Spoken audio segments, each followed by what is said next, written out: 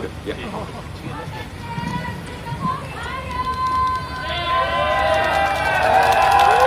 Thank you. And we are all behind Singapore. Thank you for turning out in such numbers. I can't see you guys from over here because of the light, but I understand it's all the way back in Sun Plaza.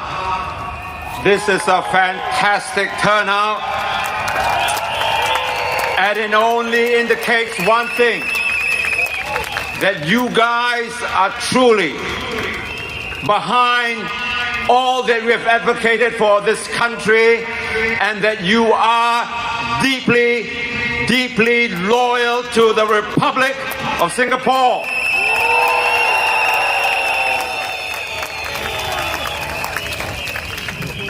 Last night, I invited Mr. Ong Ye Kung for breakfast at Sembawang West, but I must have missed him because this morning when I was there, I didn't see him.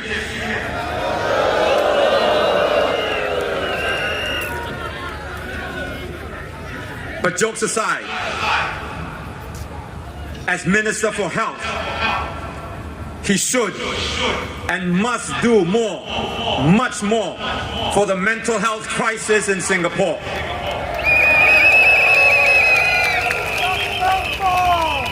Now, two factors contribute to this crisis, to this extremely poor mental health in Singapore.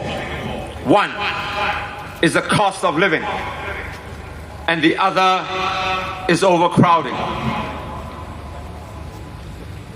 I have cited study after survey showing how the cost of living is contributing to this very, very unhealthy situation that we have as far as mental health in Singapore is concerned.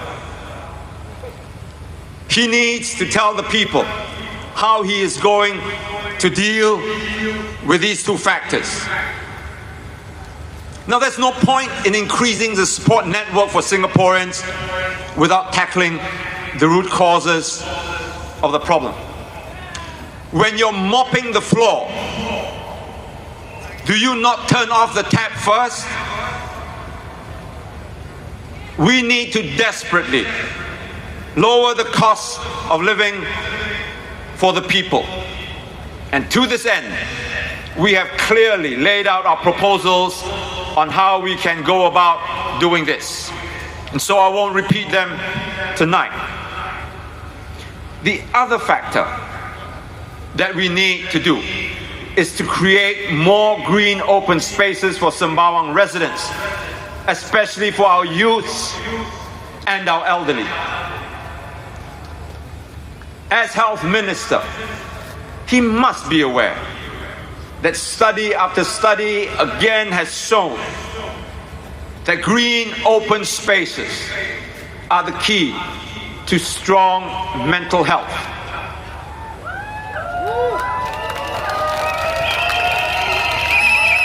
Mental health is what raises the ability of residents in coping with stress.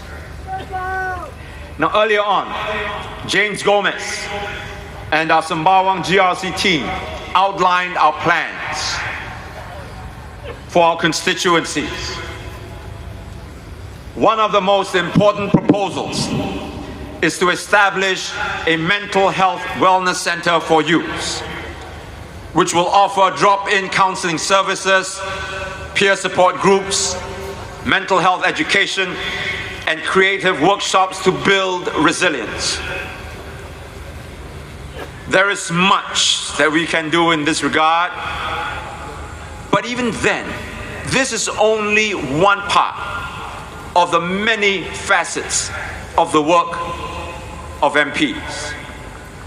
Now, if you take into account all the work that a parliamentarian must do, your parliamentary duties of doing research and preparing for debates in the House, managing the town council, running the estate, conducting Meet the People session, and in our case, to conduct town hall meetings for all our residents so that they can come together and tell us, as a constituency, as a community, what issues we need to hear, what issues we need to bring with us into Parliament. With all these duties, with all the work, I just don't see how anyone can possibly do it on a part-time basis. And yet, most, if not all, PAP MPs have a full-time job on the side, and they do their MP duties only on a part-time basis.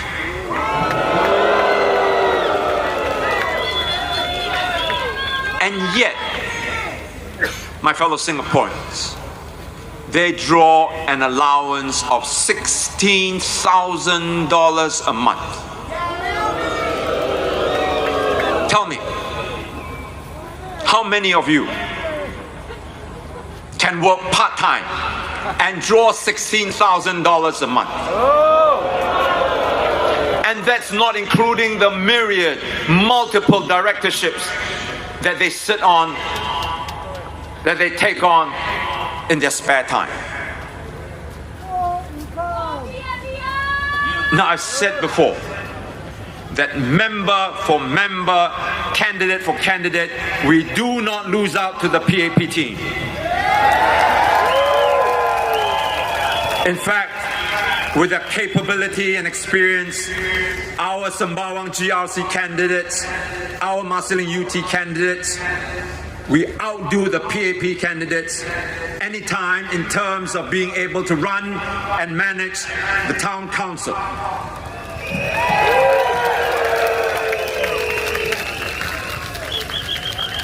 I've just mentioned that on top of all these things, we will establish a mental health wellness center for our youths.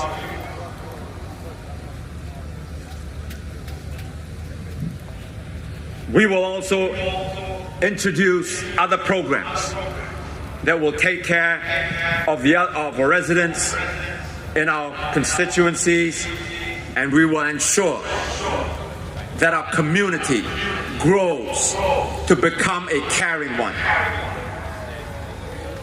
In Sembawang West, Ms. Poli San accuses me of not doing quote-unquote real work.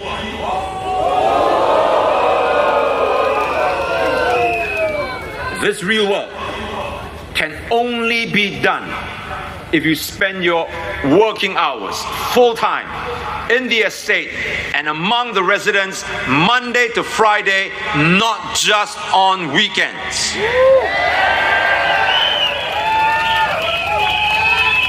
And I assure you, my friends from Sembawang West, that what Ms. Po and any of the PAP MPs can do for you, as far as your estate is concerned, I and my colleagues can and will do a better job.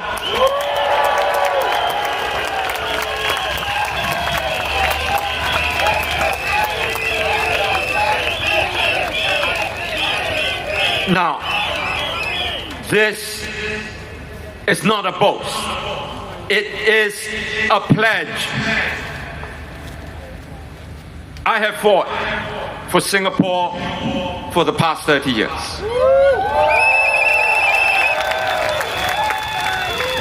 I have lasted this long only because I made this promise to remain in this country, to make it a better place for Singaporeans to live in.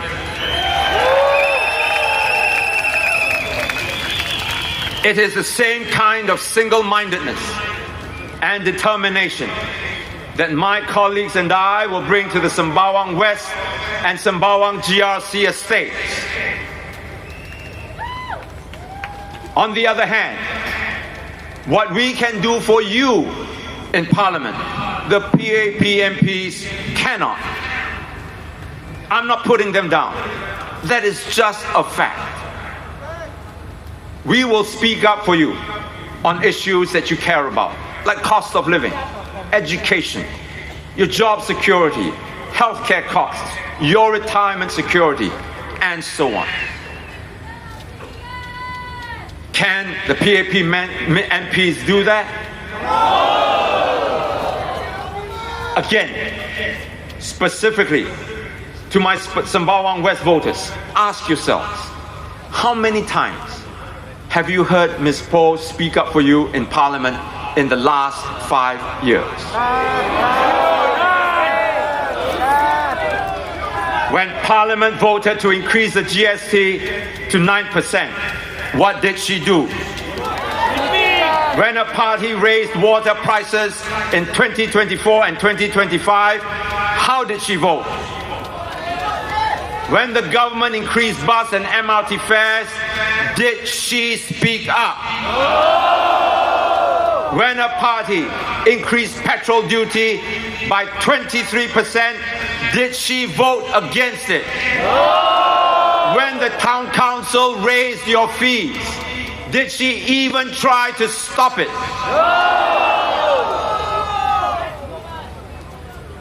In this election, you are choosing more than just an MP.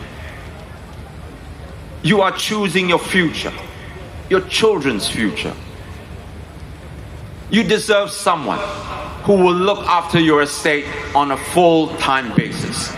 Someone who will stand by you not just as an MP, but as a friend. And someone who will be your unwavering voice in Parliament. We are ready to be that someone for you.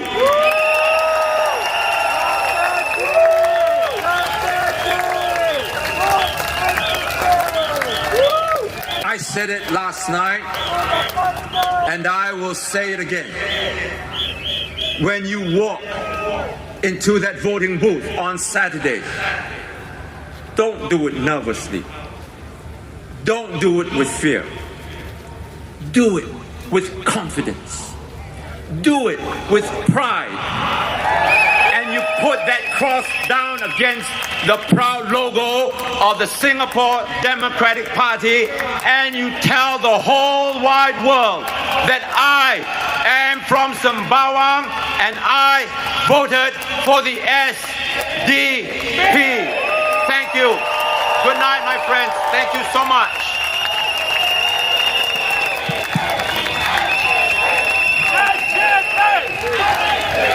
Can we invite Dr. Chee to stay on stage perhaps? Because tonight, to end the night, we have a long-time supporter and even previously a volunteer in one of our estates of the SDP from 1999.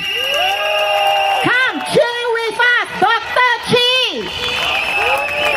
Dr. Chee. Do you want to see Dr. Chee in Parliament? Does Dr. Chee deserve to be in Parliament?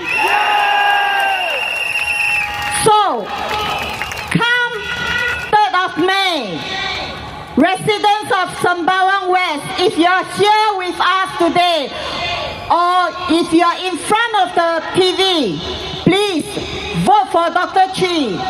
Vote for him to be in Parliament so that he can speak up for you. Now it has been very, very heartening to see everybody